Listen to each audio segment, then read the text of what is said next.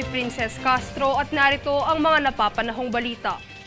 Magsisimula na ang customization o pagsasaayos ng vote counting machines ngayong ika-18 ng Abril. Ito ay ayon sa COMELEC bilang preparasyon sa susunod na halalan sa susunod na taon. Kaugnay nito, magpapadala ang COMELEC sa South Korea para obserbahan ang pagsisimula ng full automation system with transparency audit and count project. Nasa 110,000 automated counting machines ang planong i-customize ng joint venture na pinamumunuan ng South Korean firm na Miro Systems ayon kay COMELEC Chairman George Erwin Garcia.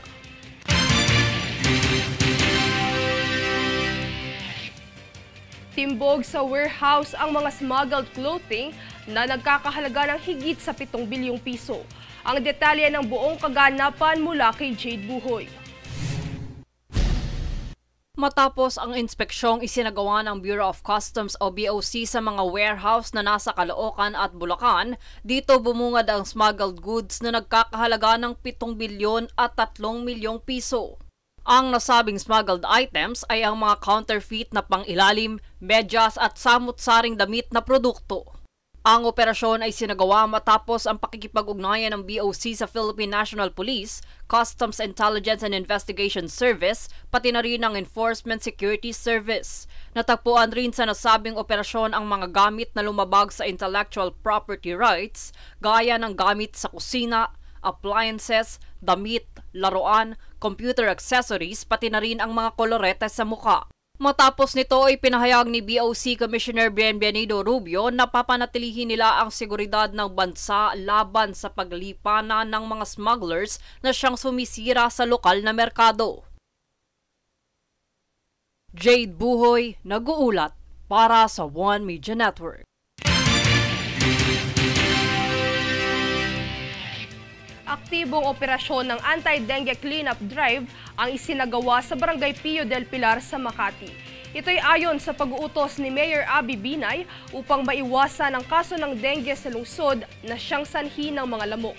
Ang aktibidad na ito ng paglilinis ay magkasamang isinagawa ng Makati Health Department, Department of Environmental Services, Department of Engineering and Public Works, Veterinary Services Department at Public Safety Department.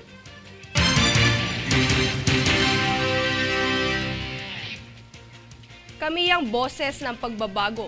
Ako si Princess Castro at ito ang News Force.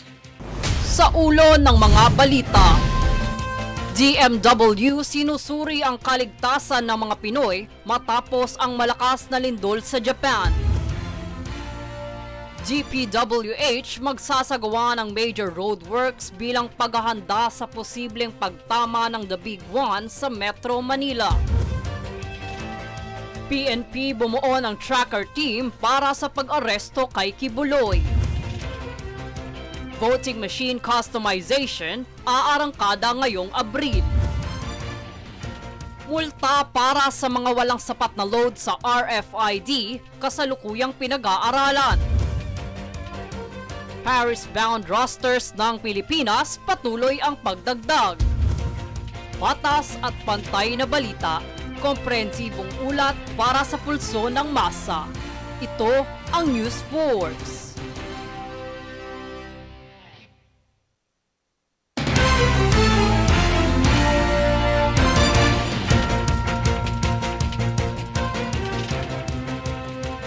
Ako si Princess Castro at narito ang mga napapanahong balita. Inanunsyo ng Armed Forces of the Philippines o AFP kamakailan na pinalakas nito ang kanilang mga kakayahan sa cyber defense sa pamamagitan ng pamumuhunan sa teknolohiya at tauhan na maaaring tumulong sa pag-neutralize sa banta bilang tugon sa patuloy na pag-atake ng mga hackers sa mga website ng gobyerno. Bukod pa rito ay sinabi rin ni AFP spokesperson Colonel Francel Margaret Padilla na ang organisasyon ay nakikipagtulungan din sa iba pang ahensya ng gobyerno, international partners at mga eksperto sa pribadong sektor upang manatiling nangunguna sa umuusbong na cyber threats.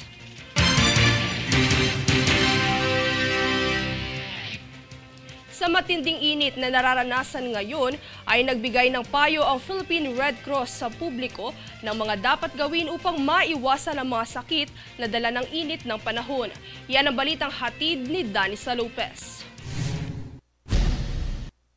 Matinding init at matinding sakit din ang maaaring makuha sa lagay ng panahon ngayon gaya na lamang ng heat stroke. Kaya't inalerto ng Philippine Red Cross o PRC ang mga mamamayan na maging maingat at ligtas. Inilahad ng PRC sa publiko ang mga dapat gawin upang maiwasan ang mga sakit na dulot ng init ng panahon.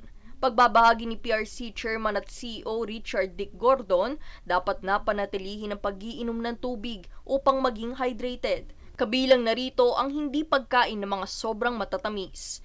Dagdag pa niya, dapat na manatili lamang sa maaliwalas na lugar at ang pagsusuot ng tamang kasuotan gaya ng mga lightweight o light-colored.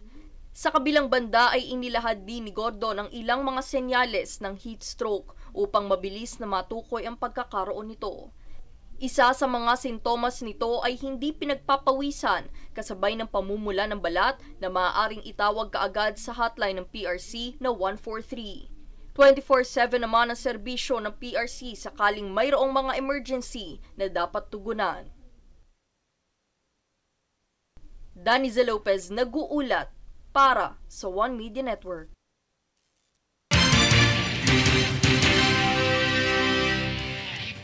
Kaugnay na balita na nawagan ng Department of Environment and Natural Resources o DENR sa mga tagapamahala ng mga kondo sa Metro Manila na magtipid ng tubig habang ang El Nino ay nararanasan sa ating bansa. Ayon sa DENR, ang El Nino na siyang nagdudulot ng mas mababang tsansa ng pag-ulan ay maaari pang tumagal hanggang Mayo na unti-unting lilipat sa katamtamang panahon sa darating na buwan ng Hunyo. Bahagi sa panawagan ng ahensya na panatilihin ang pag-check sa mga metro ng tubig at posibleng mga tulos sa tubo, maging ang pagdidilig sa halaman ay mangyaring gawin lamang kung kinakailangan.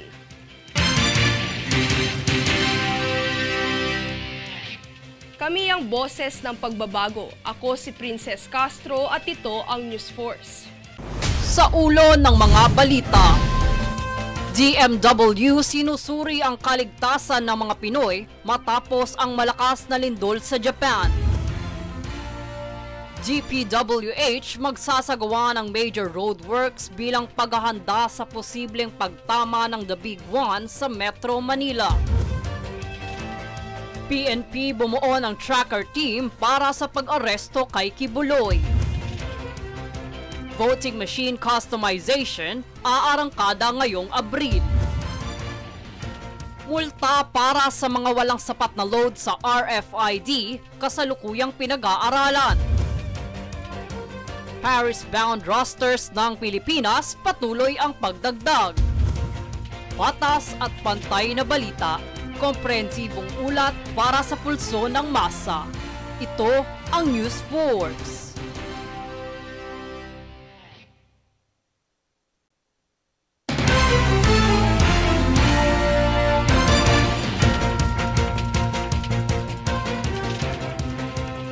Ako si Princess Castro at narito ang mga napapanahong balita. Idineklarang regular holiday ni Pangulong Ferdinand Marcos Jr. sa buong bansa ang ika-10 ng Abril bilang paggunita ng Eid-ul-Fitr. Ito ay sa ilalim ng Proclamation No. 514 na pinirmahan ni Executive Secretary Lucas Bersamin. Ito rin ay sa rekomendasyon ng National Commission on Muslim Filipinos.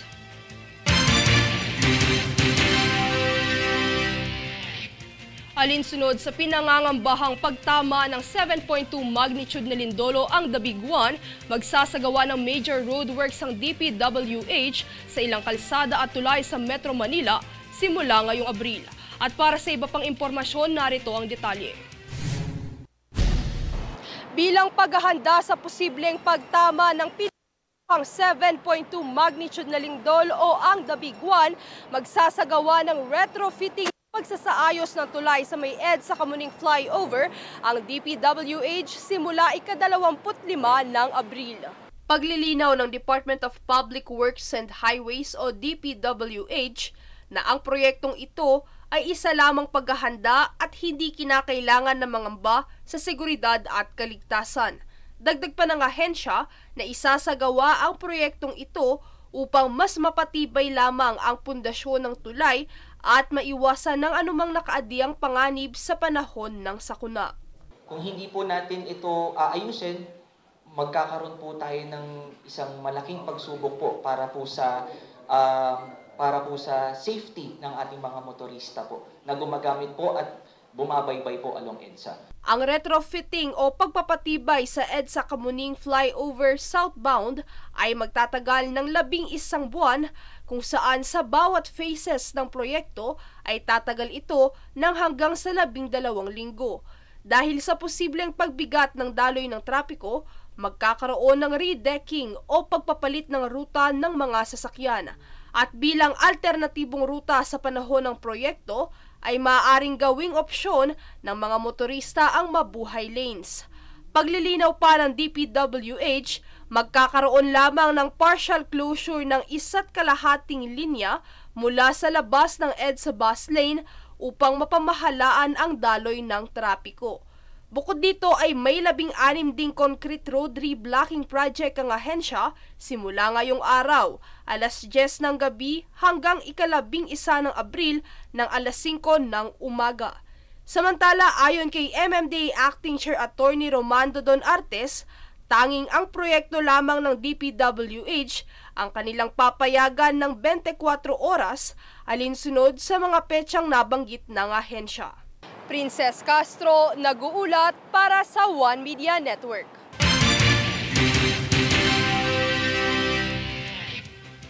Sa larong pampalakasan habang papalapit na ang Paris Summer Olympics 2024 ay patuloy rin ang pagdagdag ng mga atleta ng Pilipinas na lalaro sa kompetisyon. Sa pinakahuling tala, dumagdag sina Elrin Ando at Jansen Nisa na kapwa sa ilalim ng weightlifting category. Sa kabuuan, 8 atleta na ang tutungong Paris na binubuo ni na pole vault king EJ Obiena, gymnast na sina Carlos Yulo at Alea Finnegan, Filipino boxers Umir Marshall, Nesty Petesio at Ira Villegas, at ang mga dumagdag na weightlifter na sina Senisa at Ando. Ang Olympics ay gaganapin sa ika-26 ng Hulyo hanggang ika-11 ng Agosto.